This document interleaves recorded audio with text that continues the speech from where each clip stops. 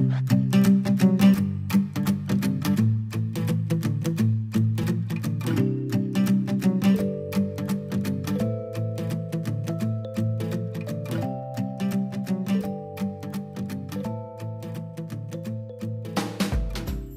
teman-teman semua, bertemu lagi bersama Menong di bulan yang suci ini. Hari ini Menong mau ajak teman-teman semua belajar tentang karya fiksi dan non-fiksi loh. Tidak lupa juga, Menong pasti akan ajak Ujang untuk belajar. Yuk kita panggil Ujang. Ujang. Udah siang juga ya. Ujang baru bangun tidur loh. Aduh, bisa kuat gitu ya? Ujang tidur lama banget. Iya dong, apalagi tadi Ujang mimpi indah loh, Nong. Wah, mimpi apa tuh, Jang? Ujang mimpi bermain bersama bunga-bunga di taman. Setelah itu, Ujang diajak naik perosotan pelangi. Seru sekali. Aduh, itu mah fiksi, Jang. Bentar. Fiksi. Apa tuh fiksi? Ujang baru denger tuh. Fiksi itu hayalan, Jang. Nih, kalau kamu lihat film Upin Ipin, film Doraemon, itu tuh namanya cerita fiksi atau karya fiksi. Oh, gitu ya. Tapi Ujang masih penasaran nih. Oke, tenang, biar makin paham, kita belajar bareng Paman Teu Ajaib ya. Kita bedakan antara karya fiksi dan non-fiksi. Yuk, kita ke Paman Teu Ajaib.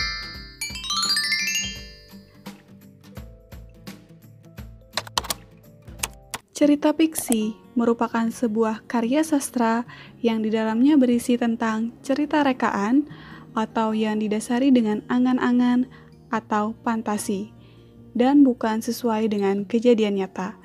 Cerita ini dibuat hanya berdasarkan dengan imajinasi dari seorang pengarang. Sementara cerita non-fiksi, penulis harus menggunakan dan menyajikan fakta dan peristiwa sesuai dengan kebenarannya. Tidak boleh dicampur adukan dengan imajinasi, hayalan, atau rekaan penulisnya. Jadi, teman-teman sudah paham belum perbedaan antara cerita fiksi dan non-fiksi? Ya, kamu benar. Perbedaan utama cerita fiksi dan non-fiksi terutama terletak pada penggunaan imajinasi, hayalan atau rekaan pengarang yang membangun cerita. Oh, begitu ya, Nong. Benar-benar jadi paham nih Ujang. Iya, Jang. Kalau dibandingkan dengan non-fiksi, kita jadi lebih paham kan? Nah, jadi mimpi Ujang tuh kalau diceritakan jadi cerita fiksi berarti. Iya, bener Nong. Soalnya tidak terjadi secara nyata kan ya. Betul sekali. Pintar ya Ujang. Terus Nong, selain pengertian gitu, di karya fiksi dan non-fiksi dibahas apa lagi sih? Nih, Menong kasih tahu ya. Nanti kita bahas bareng sama Paman Teu Ajaib. Siap? Siap dong.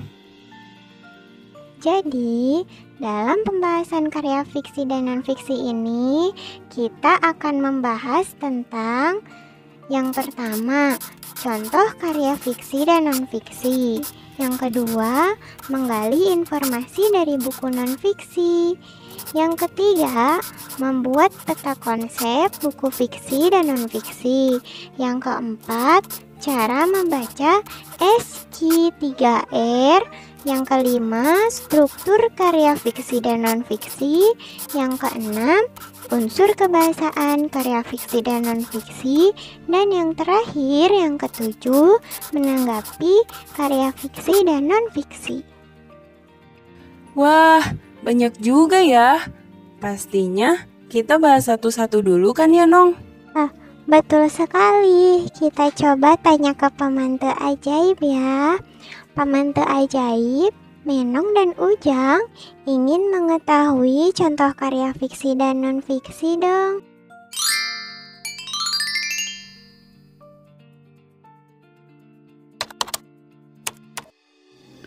Contoh cerita fiksi yaitu novel, cerita pendek, komik, dan dongeng.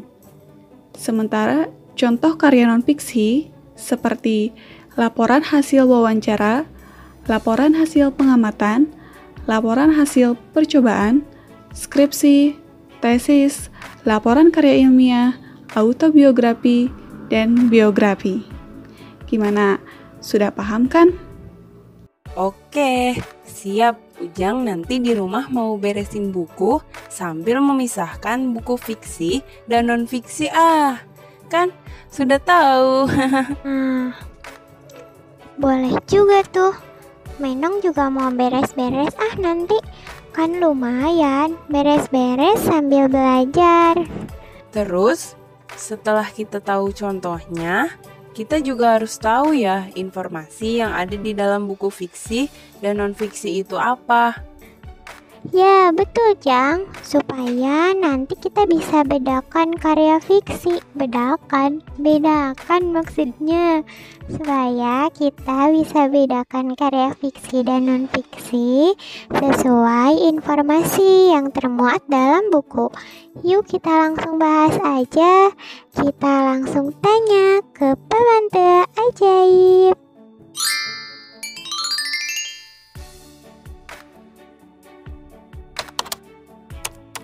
Baiklah, Pak Mente akan menjelaskan informasi yang termuat di dalam buku fiksi dan buku non-fiksi.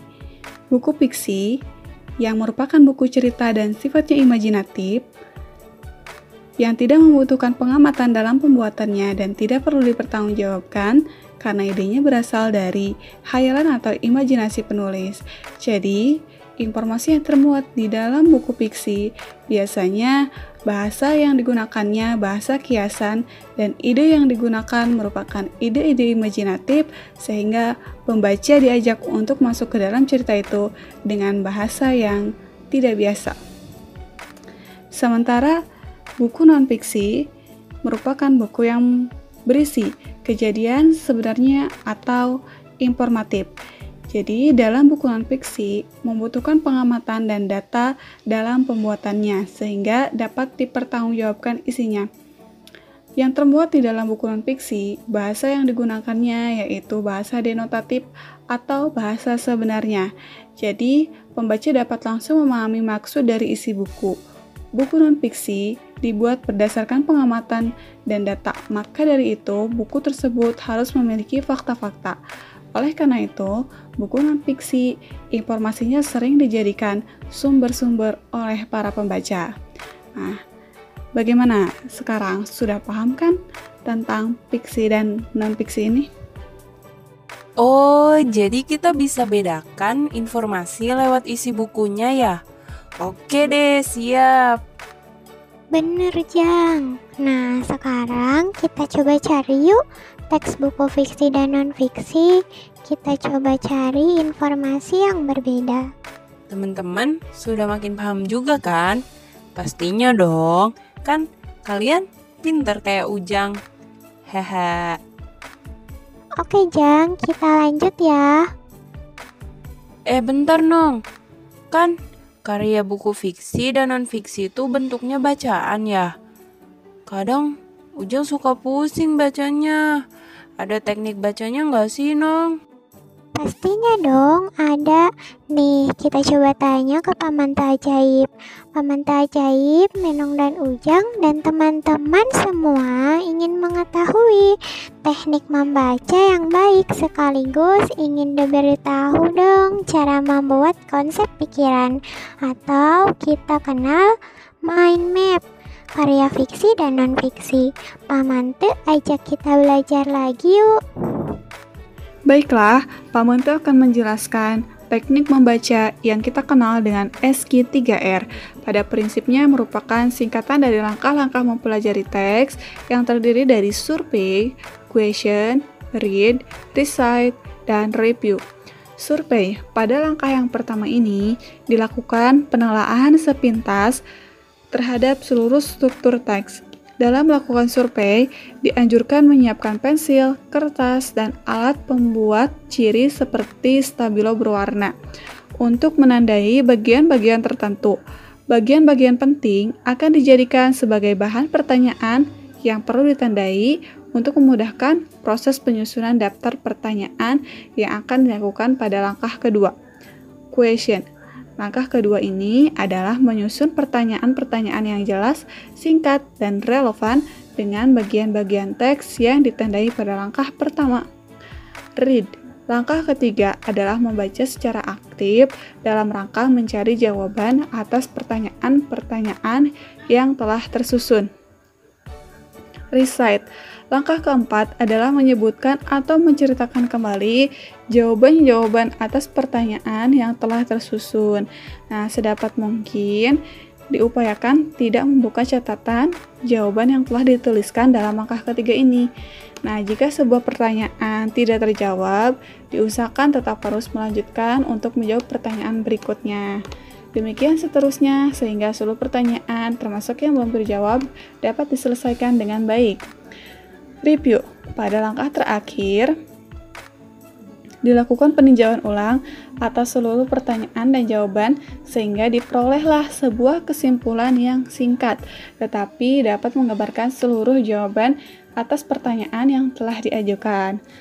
Nah, untuk menentukan peta konsep atau peta pikirannya, kita harus memahami pengantar dan daftar isi dari buku fiksi dan non-fiksi supaya kita bisa mengambil intisari dari setiap karya. Untuk contohnya seperti ini. Melalui peta konsep, kamu dapat mengetahui hubungan antar bagian buku sehingga mampu menangkap gambar antara umum tentang galur buku tersebut. Nah, kalau begitu kan Ujang jadi ngerti dan semangat buat baca. Wah, Menong juga jadi keingatan nih. Berarti selama ini Menong sering baca scanning ya. Contohnya kalau Menong beli buku di toko buku, pasti Menong bacanya secara scanning, atau yang tadi disebutkan Pak Mantu itu survei, membaca sekilas. Nah, Menong pinter ya, ketularan Ujang. Ujang. Oke, sekarang kita lanjut ke struktur karya fiksi dan non-fiksi. Berikut unsur kebahasaannya, biar makin mantap pahamnya. Oke, sekarang giliran Ujang yang nanya ke Pamanta Ajaib. Pamanta Ajaib, berikan kami penjelasan tentang struktur karya fiksi dan non-fiksi beserta unsur kebahasaannya dong.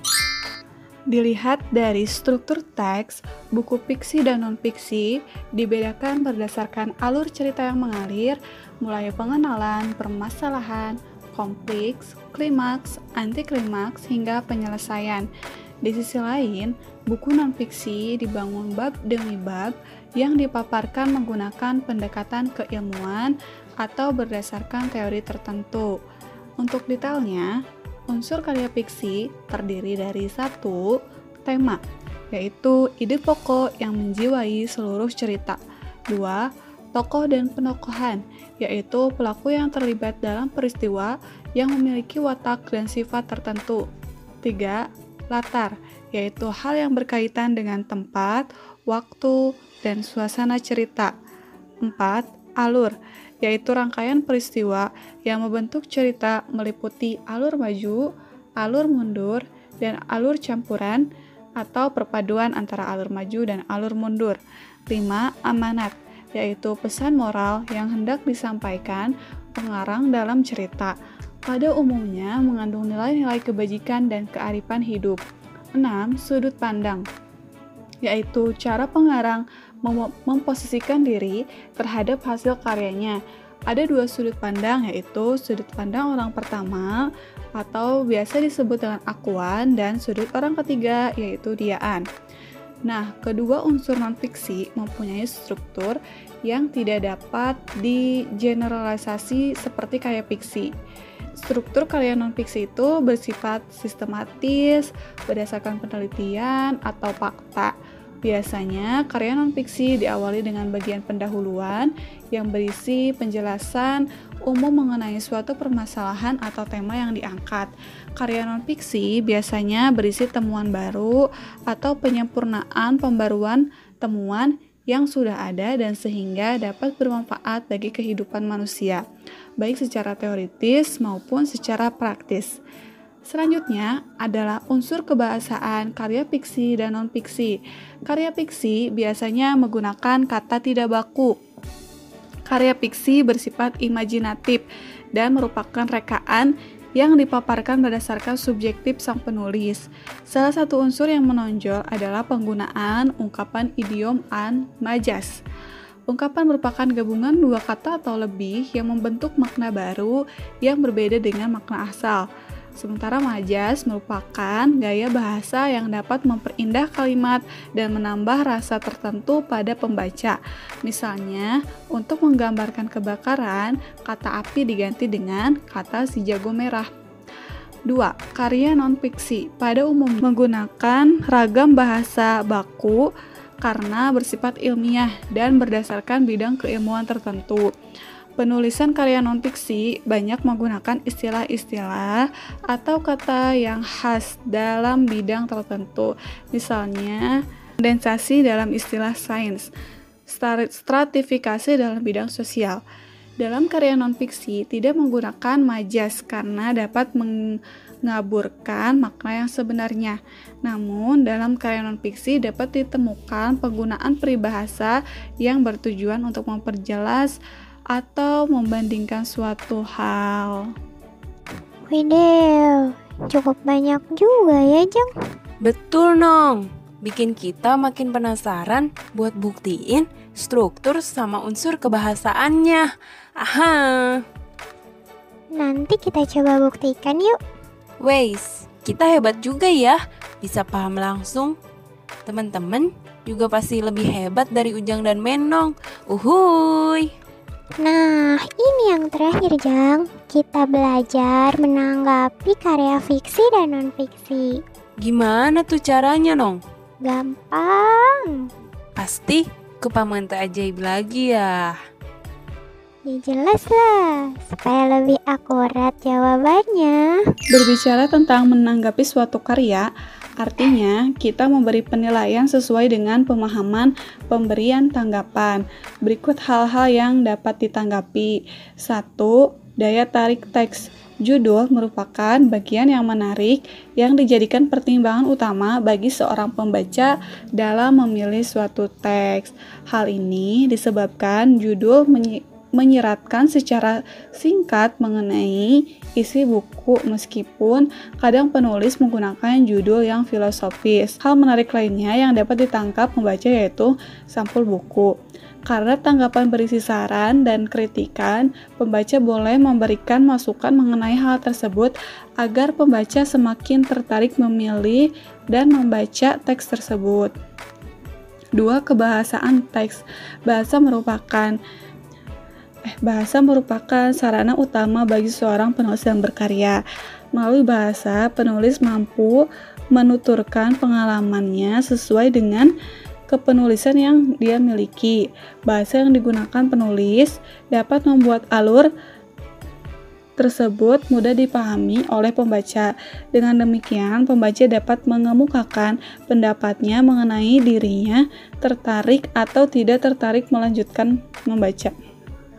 Ketiga, itu isi teks. Suatu teks juga memiliki muatan yang bermanfaat bagi pembaca. Pada teks fiksi, penulis biasanya menyampaikan pesan-pesan moral yang bermakna bagi pembaca melalui tokoh-tokoh yang berperan. Biasanya disajikan secara tersirat di balik cerita agar tidak terkesan menggurui pembaca.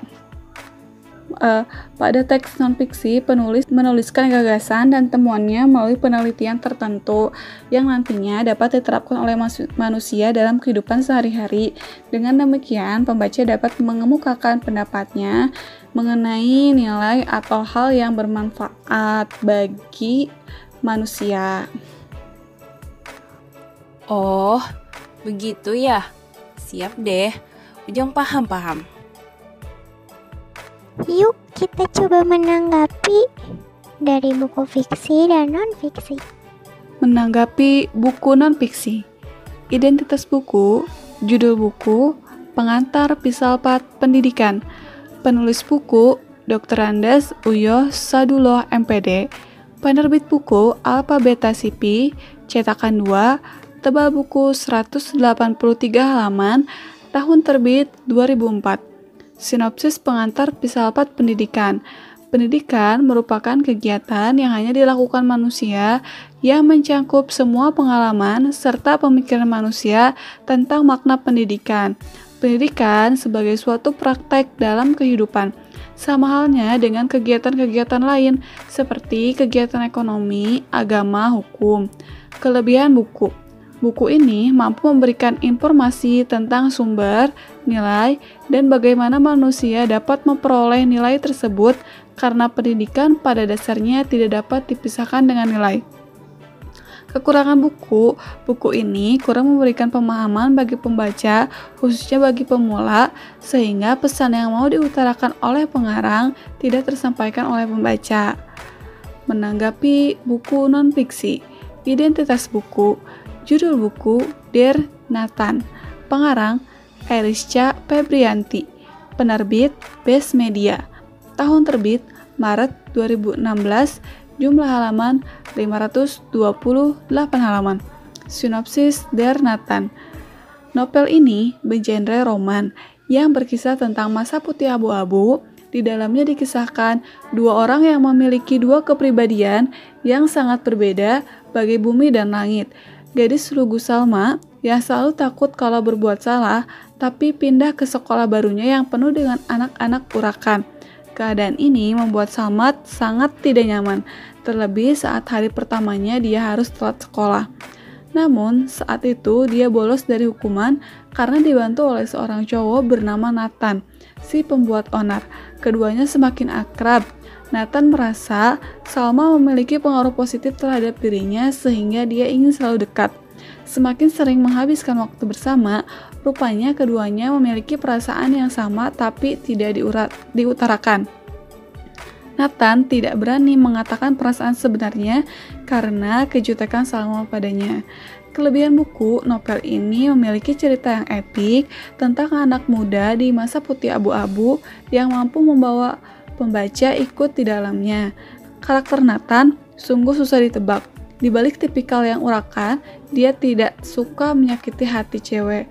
Kekurangan buku, banyak penggunaan diksi yang tidak pas pada novel Nathan ini. Seringkali pembaca menemukan pemilihan diksi yang tidak pas pada saat membacanya. Pembaca merasa tidak cocok dengan penggunaan saya pada karakter Nathan yang sebenarnya bad guy. Wah, terima kasih ya Pak Munte Ajaib. Iya nih, berkat Pak Munte Ajaib, kita jadi memahami tentang karya fiksi dan non-fiksi nih. Gimana nih teman-teman? Sudah paham kan? Ujang dan Menong sudah paham loh. Semua sudah tersampaikan nih. Artinya, kita tutup yuk pembelajaran hari ini. Bentar. Kita tantang dulu teman-teman kita. Kita tantang untuk mencari satu karya non-fiksi. Setelah itu, teman-teman buat mind mapnya ya. Dan tulis tanggapan mengenai karya tersebut. Wah, sepakat Nong. Biar kita sama-sama belajar secara maksimal. Oke deh, kita tutup ya pembelajaran hari ini. Dadah. Tetap semangat dan tetap di rumah aja ya.